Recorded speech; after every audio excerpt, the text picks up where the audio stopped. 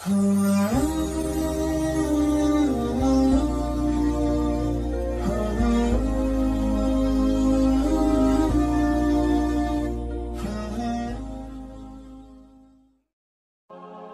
Islamic videos کے لیے ہمارے چینل حقیقت اسلام کو سبسکرائب کریں۔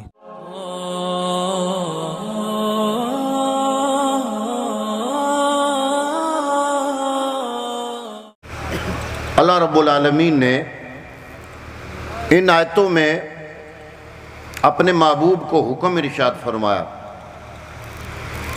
حکم کیا دیا؟ فرمایا وَذْكُرْ فِي الْكِتَابِ ابراہیم، اے محبوب ابراہیم کا ذکر کیا کرو کتاب میں۔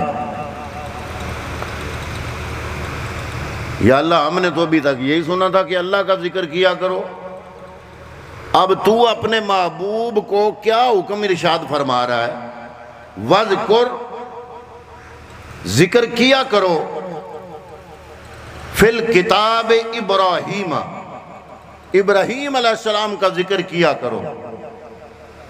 یا اللہ کیوں؟ ذکر تو تیرا کیا جاتا ہے، تو معبود ہے، تو لا شریک ہے، تیرے علاوہ معبود کوئی نہیں، تو ذکر تیرا کرنا چاہیے۔ کیا ابراہیم معبود ہے؟ استغفر اللہ، کیا وہ اللہ ہے؟ کیا وہ عبادت کے لائق ہے؟ فرمایا یہ تمہیں کس نے کہا کہ جو معبود ہو صرف اسی کا ہی ذکر کیا جاتا ہے؟ بلکہ قانون قدرت ہے، معبود کا بھی ذکر کیا جاتا ہے، اور جو ہستیاں معبود کو محبوب ہوتی ہیں۔ میں نے اللہ کا قرآن آپ کی خدمت میں پیش کیا، فرمایا یہ تمہیں غلط فہمی کس نے ڈال دی کہ ذکر صرف معبود کا کیا جاتا ہے؟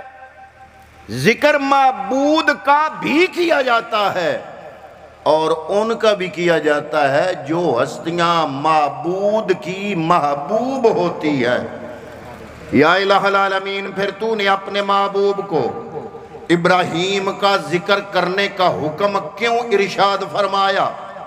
آگے وجہ بھی بیان کی، فرمایا اس لیے نہیں کہ وہ معبود ہے، اس لیے نہیں کہ وہ الہ ہے، اس لیے نہیں کہ وہ اللہ ہے، اس لیے نہیں کہ اس نے کوئی خدائی اعلان کیا ہے، یہ وجوہات نہیں ہیں۔ یا اللہ وجہ پھر کیا ہے؟ فرمایا یہی تو تمہیں سبق پڑھانا مقصود ہے کہ تمہیں پتہ چل جائے کہ معبود کا ذکر بھی کیا جاتا ہے، اور جو معبود کی محبوب ہستیاں ہیں ان کا ذکر کرنے سے اللہ ناراض نہیں ہوتا، بلکہ اللہ ان کا ذکر کرنے کی وجہ سے راضی ہو جاتا ہے۔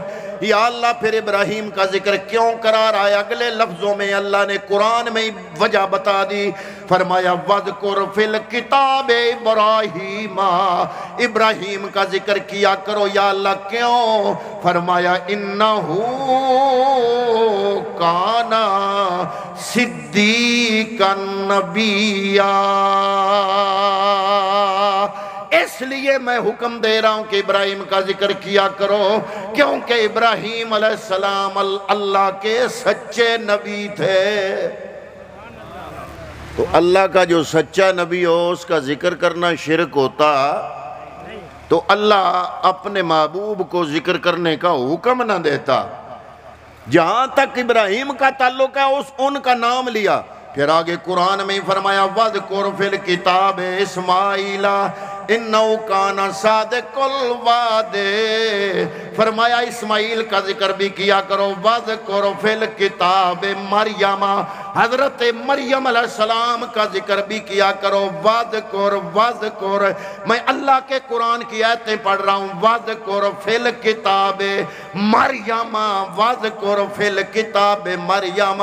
یا اللہ ابراہیم تو پھر بھی سچا نبی تھا، اسماعیل تو پھر بھی پیغمبر تھے، ان کا ذکر اس لیے کیا کروایا کہ وہ تیرے نبی ہیں، یہ مریم تو عورت تھی، عورت تو نہ نبی بن سکتی ہے نہ رسول بن سکتی ہے، یہ عورت کا ذکر کیوں کرا دیا؟ فرمایا یہی بات سمجھانا مقصود ہے کہ صرف انبیاء کا ذکر کرنا ہی عبادت نہیں ہے، بلکہ جو اللہ کے ولی ہوتے ہیں ان کا ذکر کرنا بھی اللہ کو راضی کرنے کا سبب بنتا ہے۔ اولیاء کا ذکر جو اللہ کے ہو جائیں ان کا ذکر کرنا شرک نہیں ہے، ان کا ذکر کرنا بدعت نہیں ہے۔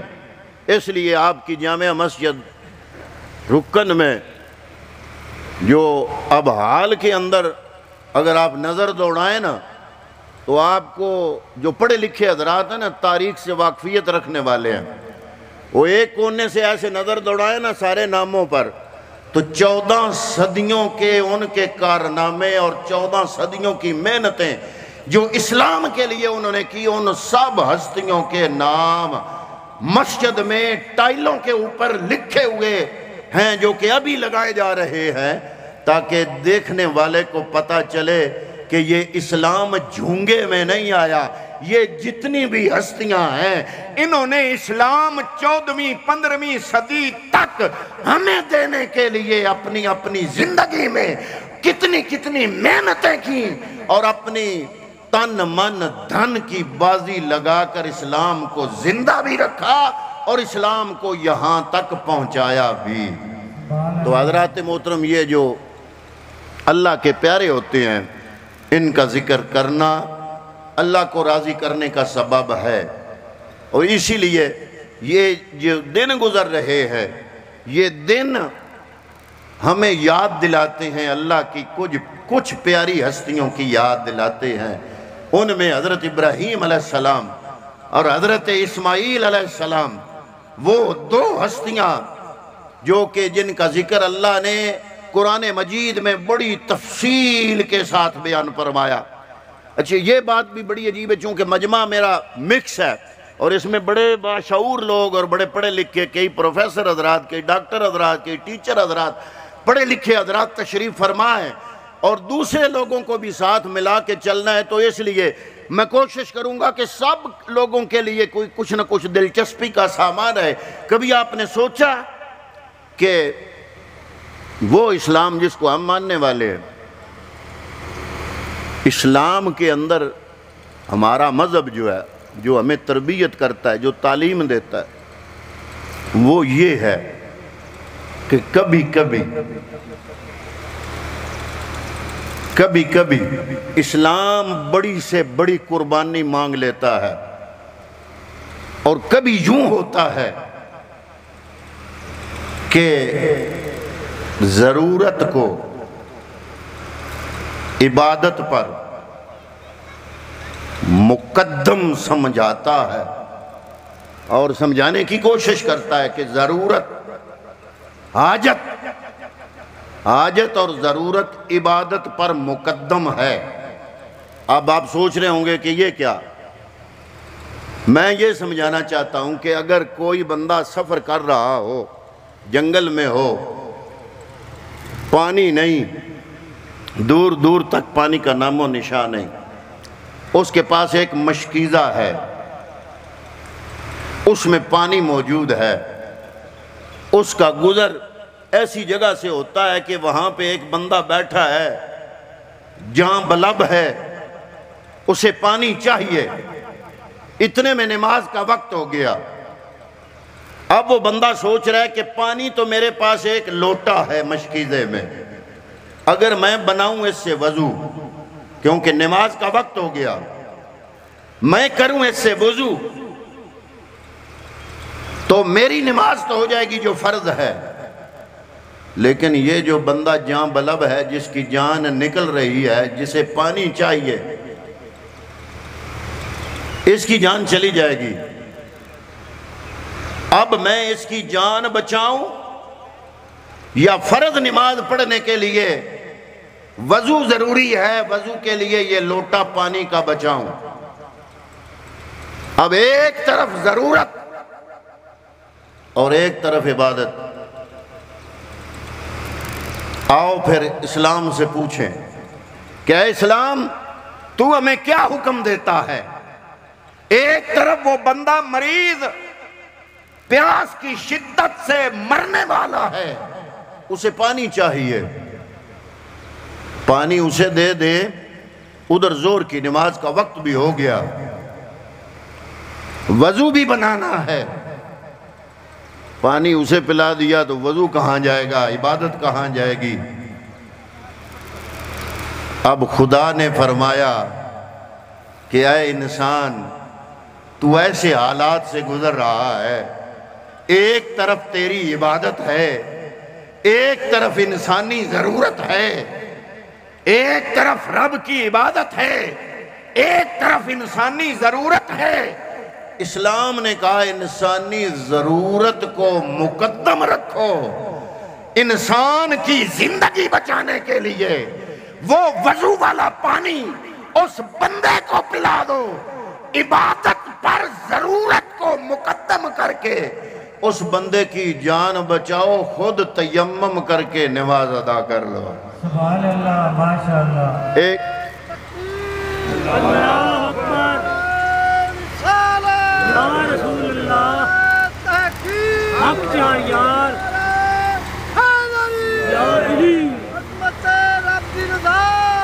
یہ دیکھو، یہ اللہ رب العالمین کی قدرت، ان کے نعرے لگانے کا مطلب یہ ہے کہ اللہ کی قدرت دیکھو، اللہ کی اس انسان کے ساتھ جو ہے اس کی فطرت کو سمجھتے ہوئے رب العزت کی اس انسان پہ کرم نوازی کا انداز دیکھو، اس انداز کا انہوں نے نعرہ مرانے کی کوشش کی۔ لیکن ہر بندہ اتنا تعلیم یافتہ نہیں ہوتا کہ اپنے جذبات کو لفظوں میں بیان کر سکے، تو میں نے بیان کر دیا۔ انہوں نے جو آخری نعرہ لگایا وہ اس وجہ سے لگایا کہ جب انسان کی جان خطرے میں تھی، رب نے اپنی عبادت پر مقدم انسانی ضرورت کو سمجھا اور وہ حکم دیا جو کہ انسان پر کرم نوازی کا سبب بنا۔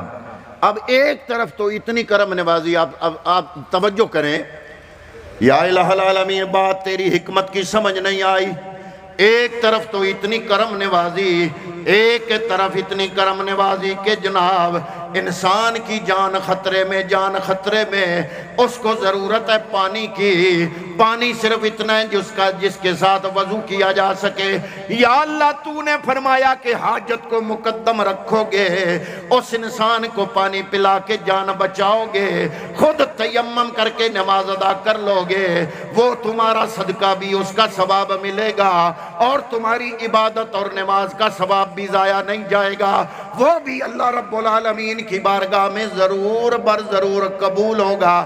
لیکن یا اللہ، یا اللہ، یا اللہ، میں اب سارے مجمع کے ذہن کو لے کے اللہ کی بارگاہ میں شعور لے کے حاضر ہو رہا ہوں۔ جو سوال آپ لوگوں کے ذہنوں میں اب آ رہا ہے، ان تمام ذہنوں کو، ان کی سوچ کو اکٹھا کر کے میں لفظوں کا جامہ پہنا کے رب کی بارگاہ میں حاضر خدمت ہو کر یہ سوال کرنا چاہتا ہوں۔ یا اللہ، ایک طرف تو تیرے دین کا یہ حکم ہے کہ جب انسان کی ضرورت اور حاجت بھی ہو، اللہ کی عبادت بھی ہو، دونوں مقابلے میں آ جائے، انسان کی ضرورت اور حاجت کو مقدم رکھا جائے گا، عبادت کو مؤخر رکھا جائے گا۔ لیکن یا اللہ، دوسری طرف ہم دیکھتے ہیں کہ آخری عمر میں ابراہیم کو تو نے اسماعیل دیا،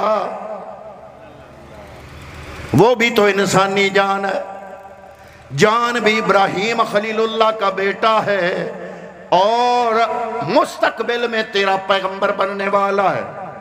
لیکن یا الہ العالمین، تو نے ابراہیم کو حکم دیا، اے ابراہیم، جو پیاری چیز ہے وہ میرے رستے میں قربان کر دو۔ حضرات محترم، ہزاروں بکریاں قربان کر دیں، دوسری رات پھر خواب آیا، صبح اٹھے، ہزاروں گائیاں۔ حضرت ابراہیم علیہ السلام بڑے پیسے والے تھے، بڑے مال و دولت والے تھے، غریب پیغمبر نہیں تھے، بڑے امیر تھے، بڑا مال تھا۔ دوسرے دن اٹھے، ہزاروں گائیں اللہ کی راہ میں قربان کر دی، ذبح کر کے تقسیم کر دی مخلوق میں۔ پھر رات کو خواب آیا کہ اے ابراہیم، تو بکریاں اور گائیاں میری بارگاہ میں ہزاروں کی تعداد میں قربان کر رہا ہے، میں رب تو تجھ سے تیری پیاری چیز مانگ رہا ہوں۔ صبح اٹھے تو کیا ہوا؟ ہزاروں اونٹ اللہ کی راہ میں قربان کر دیے، لیکن رات کو پھر خواب آیا، اے ابراہیم پیاری چیز مانگی ہے۔ اب پیغمبر کا خواب نہیں ہوتا، وحی الہی ہوتا ہے۔ عرض کرتے ہیں، سوچتے ہیں، یا اللہ پیاری شے تو مجھے اس کائنات کے اندر آخری عمر میں جب میری عمر 100 سال ہو گئی تھی، تیری کرم نوازی کی وجہ سے تجھ سے التجائیں کر کر کے میں نے بیٹا مانگا تجھ سے، جس کا نام میں نے اسماعیل رکھا۔ یا اللہ اب وہ دوڑنے پھرنے کے قابل ہو گیا، ساری دنیا کے سامنے وہ پیارا ہے مجھے۔ یا اللہ کیا تو نے وہ قربانی تو نہیں مانگ لی؟ بیٹے سے فرمایا، بیٹا رب العالمین کا آرڈر آ گیا کہ اللہ فرماتا ہے اپنے بیٹے کو میرے رستے میں قربان کر دو، بتا تیرا کیا خیال ہے؟ رب کا قرآن گواہ ہے، بیٹے نے یہ نہیں کہا کہ جناب باپ تم 100 سال کی عمر سے اوپر ہو سکتا ہے تیرا دماغ گڑبڑ ہو گیا ہو، یہ کیا کہہ رہے ہو؟ اللہ نے میری جان کیوں لینی ہے؟ بیٹا سمجھتا ہے کہ باپ پیغمبر ہے، پیغمبری کے درجے پہ فائدہ ہے، اس کی کوئی بات بھی فضول نہیں۔ عرض کیا ہاتھ جوڑ کے اللہ کے قرآن نے بیٹے کے بیان کو نشر کیا، شاہ سرخی بنایا۔ اللہ کے قرآن میں بیٹے کا بیان درج ہے۔ عرض کرتے ہیں، یا ابت فعل ما تؤمر ستجدنی انشاء اللہ من الصابرین۔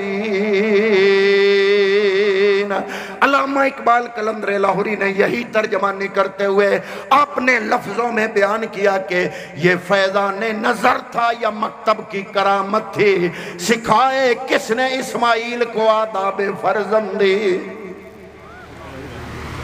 نتیجہ نکلا نہیں، کام الجھ گیا ہے۔ اور دو باتیں میں نے آپ کے سامنے کی، سمجھدار پریاڑ بندے بیٹھے ہوئے ہیں، میرے سامنے آپ مجمع نہیں ہے، میرے سامنے اس وقت علاقے کا مغز ہے، مغز بیٹھا ہوا۔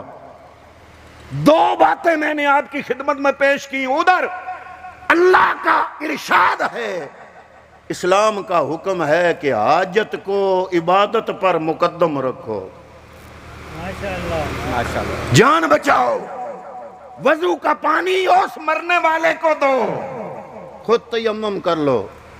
دوسری طرف ابراہیم کے دامن میں اس دنیا میں اگر کوئی نعمت کوئی دولت رب نے دی ہے تو وہ اسماعیل ہے۔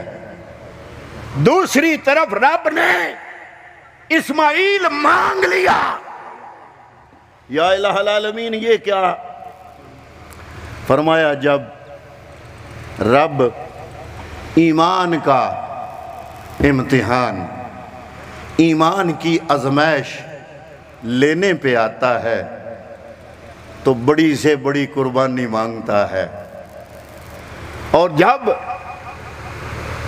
وہ بڑی سے بڑی قربانی دے کے اللہ کا بندہ اس میں کامیاب ہوتا ہے تو وہ صرف اس کے لیے کافی نہیں ہوتی، آنے والی تمام انسانیت کی طرف سے اللہ کی بارگاہ میں وہ اتنا بہترین ہدیہ بن جاتا ہے کہ پھر رب جگہ جگہ آزمائش اتنی سخت نہیں لیتا، پھر رب کرم نوازی کی نظر ڈالتا ہے، اور پھر انسان کو زندگی گزارنے کے لیے رحمتوں بھری شریعت کا نظام عطا فرماتا ہے۔ جب ایمان کے امتحان کا وقت تھا اس وقت ابراہیم سے اسماعیل مانگ لیا، اور پھر اسماعیل کے گلے پہ ابراہیم نے جب چھری رکھی تو قرآن بول پڑا، قرآن نے کہا قد صدقت الرؤیا، ابراہیم تو نے خواب کو سچ کر دکھایا۔ لیکن جب پٹی کھول لی آنکھوں سے تو اسماعیل سامنے کھڑے مسکرا رہے ہیں، ادھر دمبا ذبح ہوا پڑا ہے، اس دمبے کے سینگ بیت اللہ میں موجود تھے، میرے نبی کے زمانے تک موجود تھے۔ یہ جو یزید پلید ہے نا، لعنتی، امام علی مقام کا قاتل امام حسین آل رسول کا دشمن یزید. آج کچھ مولوی یزید کے حق میں بڑا بول رہے ہیں.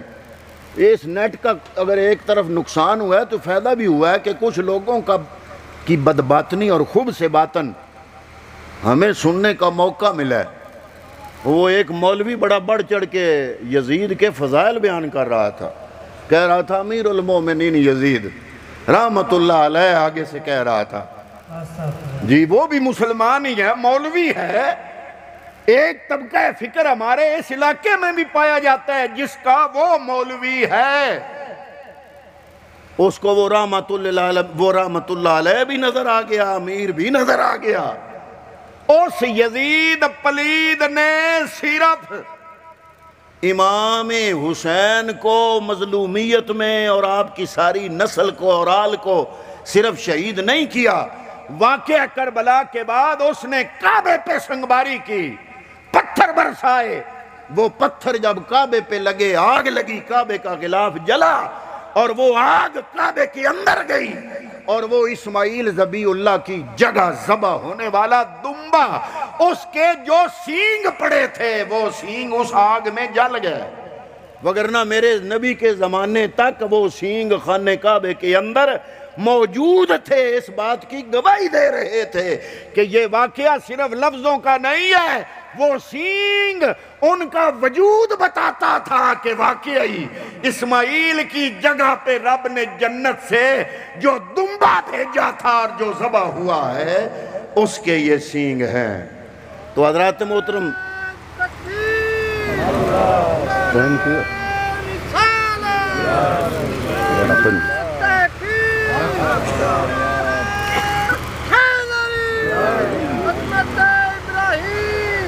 اب رزلٹ کیا نکلا. میں رزلٹ, یہ واقعہ بڑا لمبا ہے اور اس میں بڑے نکات بھی ہیں, لیکن میرے پاس ٹائم نہیں. آپ کا وقت بھی مجھے ملحوظ خاطر اس کی نزاکت کا سارا احساس ہے, گرمی کی شدت ہے, مہمانوں نے گھر واپس بھی جانا ہے, اور دعا کے لیے آگے ٹائم بڑا شارٹ بچ رہا ہے. لیکن پورے مضمون کو 2 لفظوں میں سمیٹتے ہوئے کہ رب جب ایمان کی آزمائش لینے پہ آتا ہے, آپ اندازہ لگائے نا, ہم بھی پیر و مرشد مانتے ہیں, بناتے ہیں, بیعت ہوتے ہیں, لیکن ہماری بیعت کرنے میں اور داتا علی اجمیری کی بیعت کرنے میں اور معین الدین چشتی اجمیری کی بیعت کرنے میں فرق ہے. معین الدین چشتی اجمیری نے داتا اجمیری کی بیعت اس لیے کی, یہ جو لاہور والا بزرگ ہے نا, مرد مجاہد ہے, میں عموماً کہتا ہوں یہ چھوٹا علی ہے اور نجف والا بڑا علی ہے, اور دنیا کا کوئی ولی اتنے تک ولی نہیں بن سکتا جتنے تک وہ نجف والا علی مہر نہ لگائے. نجف والا علی مہر نہ لگائے اتنے تک کوئی ولی بن نہیں سکتا, چاہے لاہور والا علی ہو, چاہے گولڑے والا علی ہو, اور چاہے وہ نجیب الطرفین سید خواجہ معین الدین چشتی اجمیری ہو. ولی اتنے تک ولی بن ہی نہیں سکتا جتنے تک علی مہر, بولیے علی مہر. پتہ چلا یہ جتنے سلسلے جاری ہیں یہ علی کا فیض ہے, یہ علی کا. میں بات بڑی نازک کرنا چاہتا ہوں, گرمی بڑی شدید ہے ویسے, اس کا بھی احساس ہے مجھے, لیکن آپ ساتھ نہیں دے رہے ہو, تھوڑا سا ساتھ دو. میں جو بات سمجھانا چاہتا ہوں, 4 سلسلے روحانیت میں چشتیہ, سہروردیہ, نقشبندیہ, قادریہ, باقی سلسلے اس کی شاخیں ہیں, ان 4 میں سے نکلے ہیں. بڑے 4 ہیں, بڑے بڑے بڑے سلسلے 4. دنیا کا کوئی ولی یا قادری ہوگا یا چشتی ہوگا یا سہروردی ہوگا یا نقشبندی ہوگا, یہ 4 روحانیت کے دریا جہاں سے نکلتے ہیں اس مرکز کا نام علی شیر خدا ہے.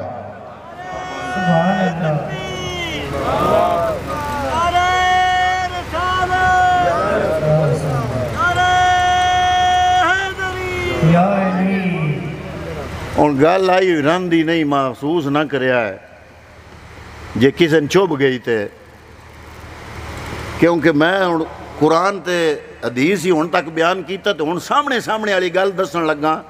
گل واضح ہے, میں اگے بھی ایک جگہ تے عرض کیتی ہے بھئی سن سنین تے نا دے ساڈے کول علی دا فیض ہے، نظر آندا ہے نا، علی دا فیض نظر آ رہا ہے نا، اے خانقاہاں جڑیاں چل رہی نے علی دا ہی فیض ہے نا، اے داتا صاحب اگر آباد ہے تے علی دا فیض ہے نا، اے میری علی دا نا ہے تے علی دا فیض ہے نا، اے معین الدین چشتی اجمیری دا نا دیاں دیگاں چڑھائیاں جاندیاں تے علی دا فیض ہے نا، اے گھر گھر یارویں جڑی پی پکدی ہے، غوث پاک پیادہ میں پتر علی دا،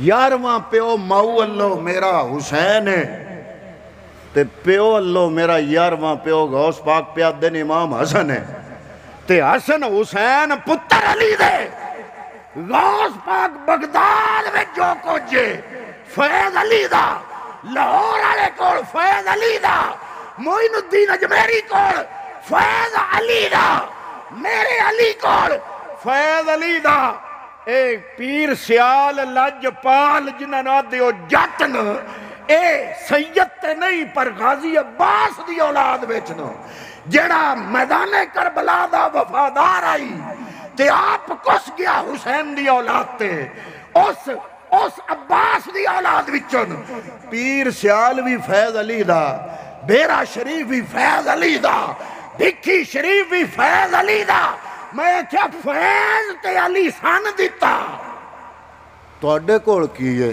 سوائے پنجے تے جھنڈے دے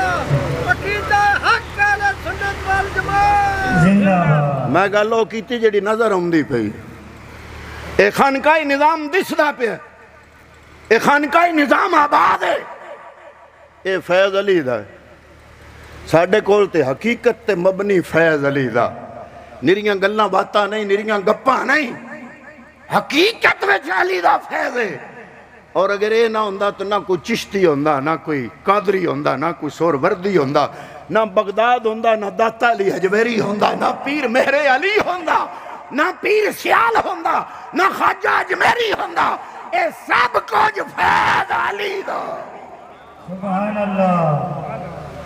ہون جڑی گل اگلی میں کرنا چاہندا سی، وہ گل ہے بڑی ضروری، فیس بک تے پوسٹاں آ رہی ہیں بھئی جس قربانی کرنی اتنے پیسے اپنے محلے دے غریب نو دے چھڑو، جدے تے آج فرض ہے 5 لاکھ روپیہ او دے لانے نالو 5 لاکھ دوں بچیاں دی شادی کرا چھڑو۔ میں کہا غریباں دی ہمدردی تے چنگی شے، پر اسلام نے جڑے 2 مقام دیتے ہیں نا سانو، جڑے میں اگے بیان کیتے ہیں، ایک حاجت ایک عبادت، تے کدی اسماعیل منگیا فرمایا او دا تعلق ایمان نال ہے، ہون جڑے اسلام وچ فرض